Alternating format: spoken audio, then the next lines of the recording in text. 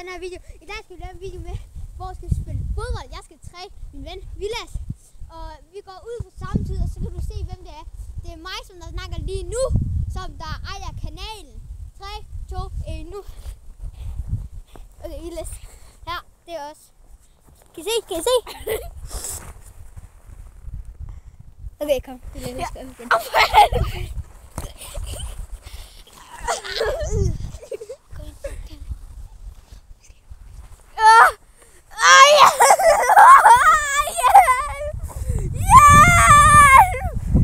Okay, det er det for os. Vi skal lave en video i dag. Okay, vi går i gang nu. Og vi starter med at lave sådan nogle afleveringer. Desværre har vi ikke så en mikrofon, men jeg får den ikke. Han skal lave en aflevering til mig. Jeg skyder. Han skal prøve at gøre sådan her. Grib den. Og jeg var lige ved faldet, på grund af Vilas, han skudte bolden her. Og I kan lige se nogle jongleringer på mig. Jeg er sygt god. Okay, det der var så lige lidt dårligt, men jeg kan lige prøve igen. Oj! Min pik. Killebappe! Hallo, jeg aner ikke, hvad han er fan af. Jeg er fan af Neymar, men vi går ellers bare i gang nu.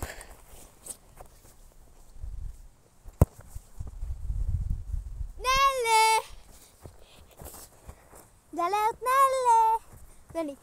Skal du lige kigge nu? Nå, okay, fint. Det skal sådan der. Så skyder jeg. Han skal gribe. Han skal ikke gøre sådan der. Han skal gribe bolden op i hænderne. Men bolden kommer altså lige her. I kan desværre ikke se mig. Undskyld for det. Men vi går ellers bare i gang nu. Sådan der. Vi lader der en kat. Hallo alle sammen. Der er løbt en kat derovre, hvis I kan se den. Okay. I kunne så ikke så meget se den. Sætter lige kameraet her. Sådan der. Kom, Villa. Hop. Au. Hvad fanden der var det? Okay, nu skyder jeg på ham. Og nu tripler jeg ud. Nu tripler jeg på ham.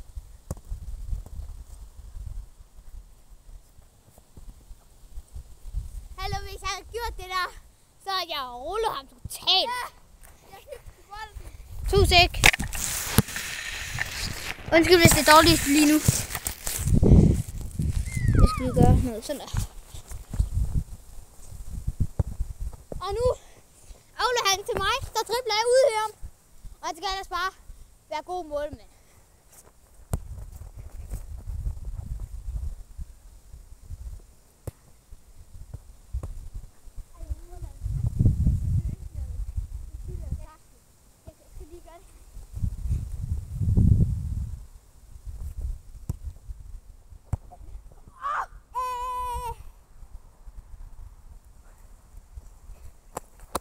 Så er det, jeg lavede sakse. Jeg får de kameraer tættere på.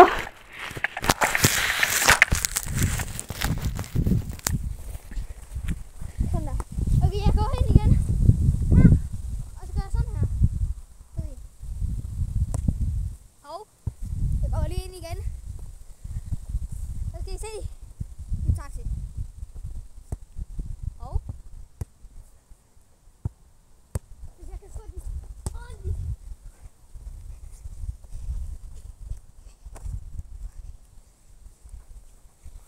Kan I se noget fra den afstand af? Det håber jeg, I kan. Vilas.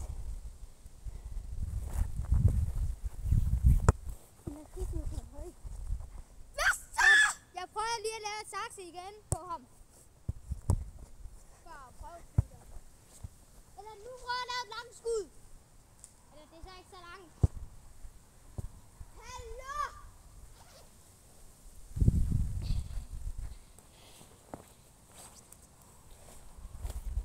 Og jeg forresten. Nu har han lige skudt bolden op i træet, selvfølgelig. Men I kan se det der. Lige der.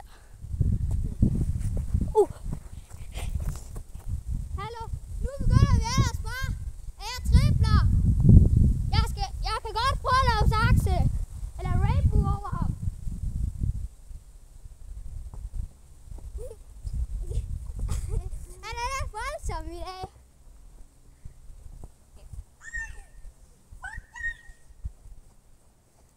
Hallo.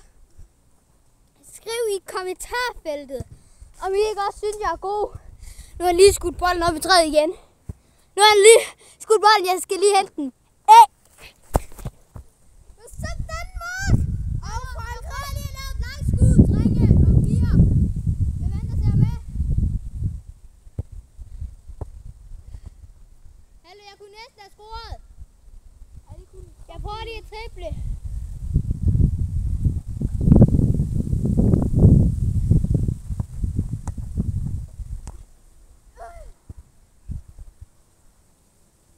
Jeg håber, I kan se det derfra. Vi gør det så godt, vi kan. Jeg har scoret lige igen. Og jeg siger bare, jeg er ikke Ronaldo-fan. Jeg hader ham. Men I kan selvfølgelig godt være Ronaldo-fan. Det er også helt okay med mig. Men ja, jeg slår lige af. Jeg skal lige snakke med fans. Med dine fans. Ja, har du nogle fans? Ja, jeg har 45. Hvem har du?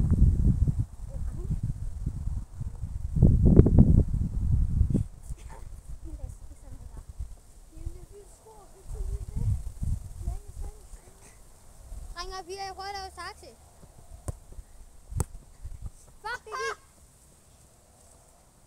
Du prøver at skyde. I kan selvfølgelig ikke se mig. Vi lader stoppe det der. Selv henter. Nej.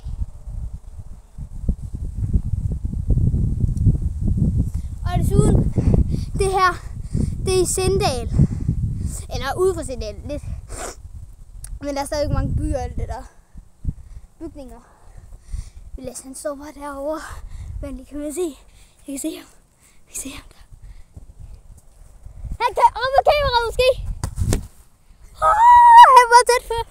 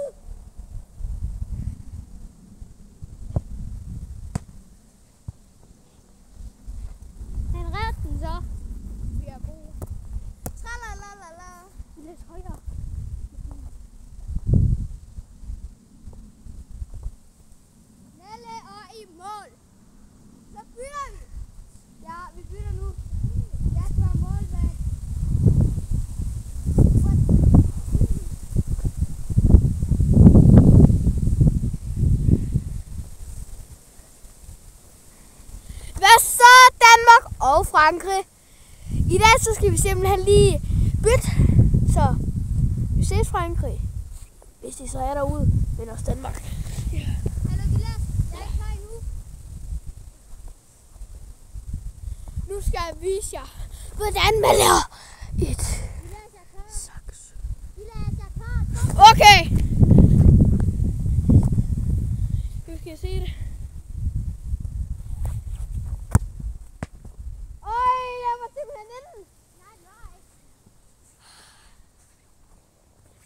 Kylian Mbappé.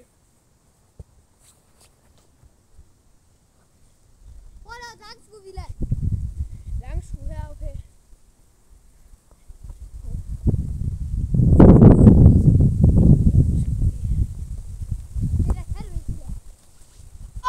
Den var det! Kylian Mbappé.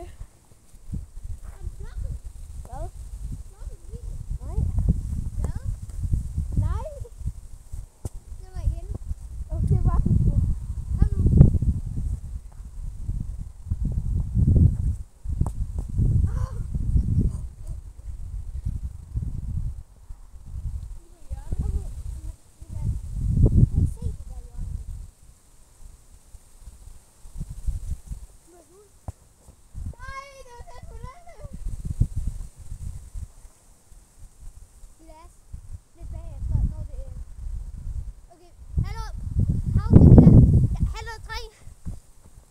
skal lige hurtigt gøre noget. Jeg skal lige kameraet lidt tættere.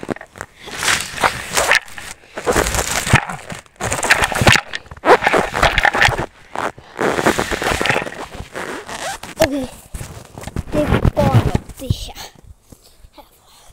Ja, vi lader komme. Kom nu, du skal også lave nogle langskud. Du skal ikke gå så tæt. Hvorfor har du taget dem ud? Eller, kom her.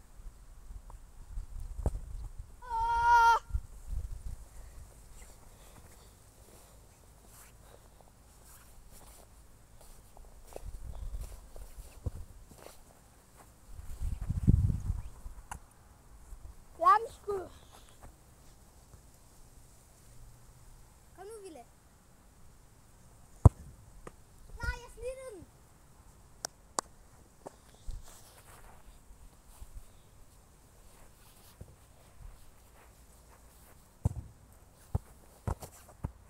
Ville, du skal ikke stå lige foran kameraet. Skal jeg stå lige foran? Hallo? Han er måske bedre end mig til målmand, men jeg er bedre end ham til score. Kom nu, Ville.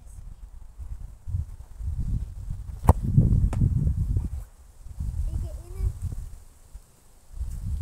Og ikke for kvinder.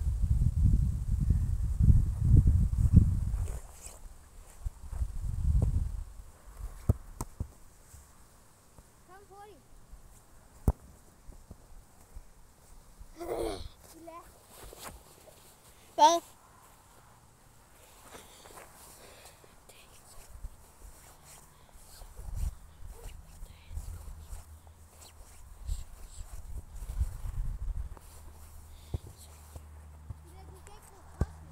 Hvad? Du skal bruge din her. Kom, hurtigt.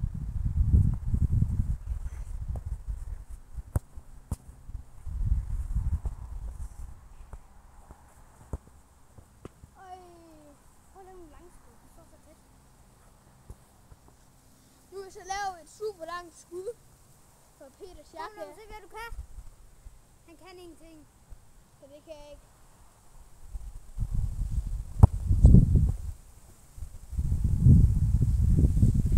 Og han sagde, at jeg kunne ingenting, hva'? No. Ah!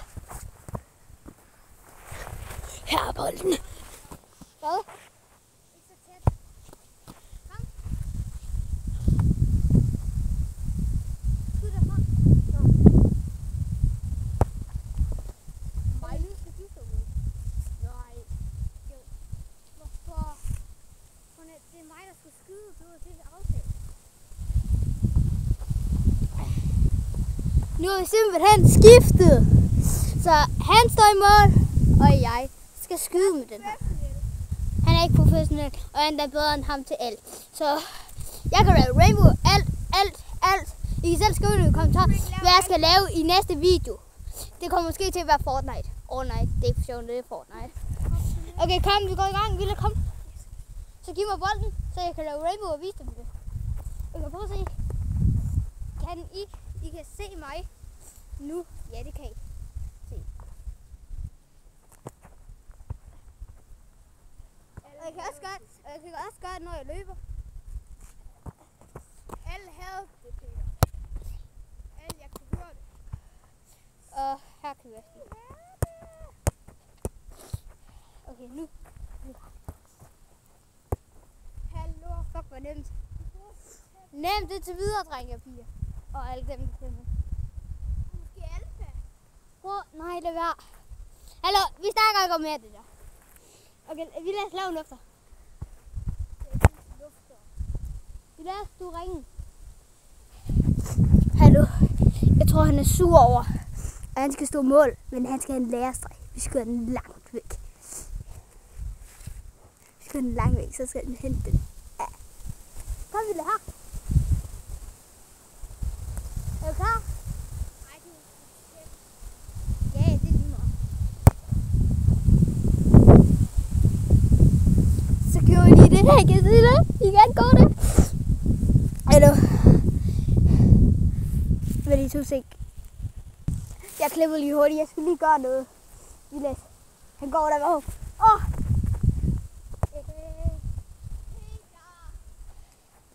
Jeg gad ikke så meget skyden længere. Jeg tror, han er træt over det. Men please subscribe og like. Please. Han kommer nu. Lad os give en lærerstreg. Nej, det var.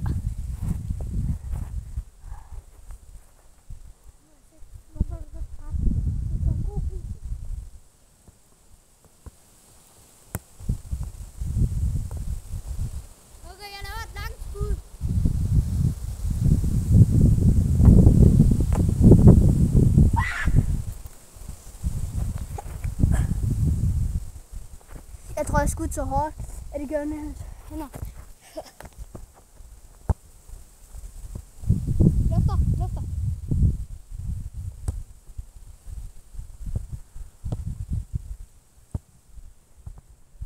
igen.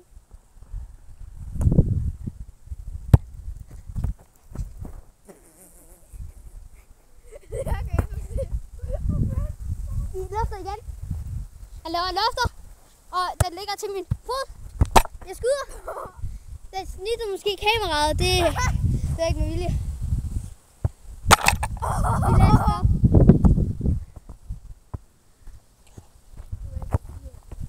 Lav en lufter. Lad være med at gøre det der. Lav en lufter. Okay, nu laver vi en lufter. Og den skal langt. Det var det længste, jeg nogensinde lavede.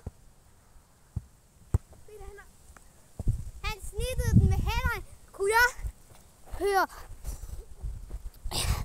Vi giver ham en lærerstreg til. Så sikkert. Hvad kan jeg høre? Ja, vi gør det.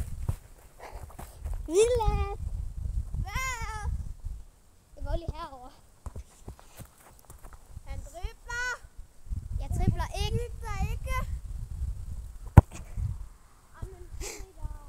Okay, det... Nu har jeg lige givet ham en lærerstreg til. Men... Jeg synes, han er træt af det. Jeg tror, vi lader være. Jeg klipper lige. Jeg kommer lige og henter den imens. Hey venner, vi har simpelthen fundet bold. Det tog sådan 10 sekunder. Ja. Jeg så ham godt. Og det var ikke engang gennem kameraet, jeg kunne høre ham. Kom, vi lader lufter.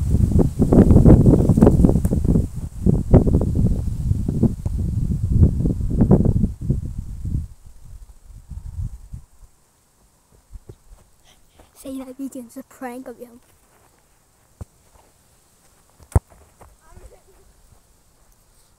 Hallo, jeg tror vi pranker ham med, at han skal kigge derovre. Så tager vi min jakke, og så tager vi den over, og så vælter vi ham ned. Det bliver godt, det her.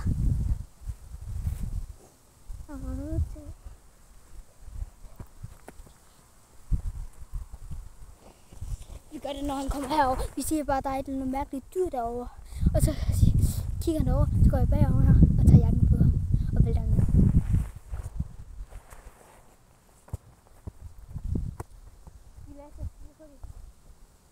Hvad er det derovre?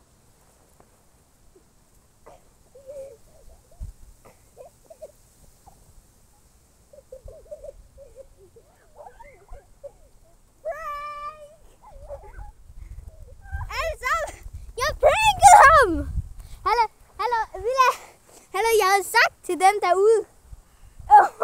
Nej, du er sur. Han er sur nu.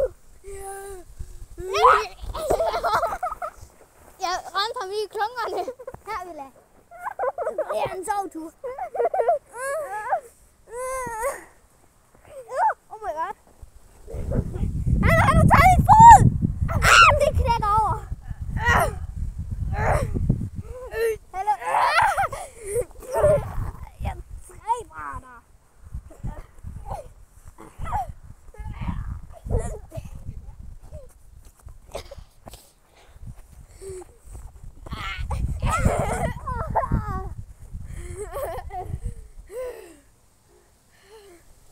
Du må ikke svare, Peter.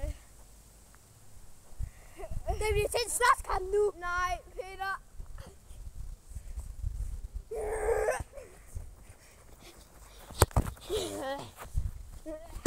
Vi skal blive sådan, vi skal stikke.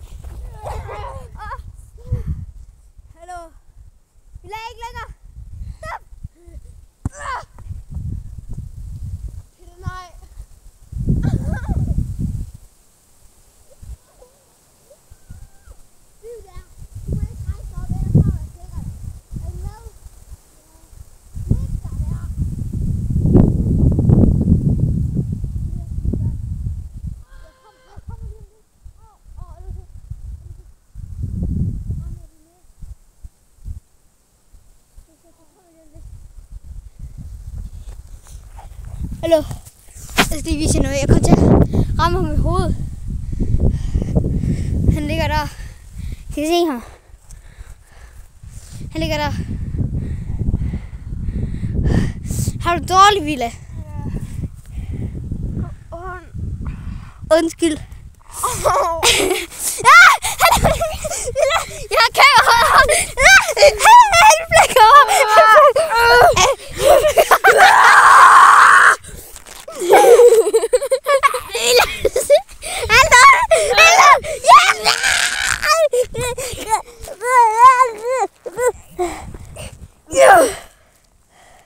Hallo.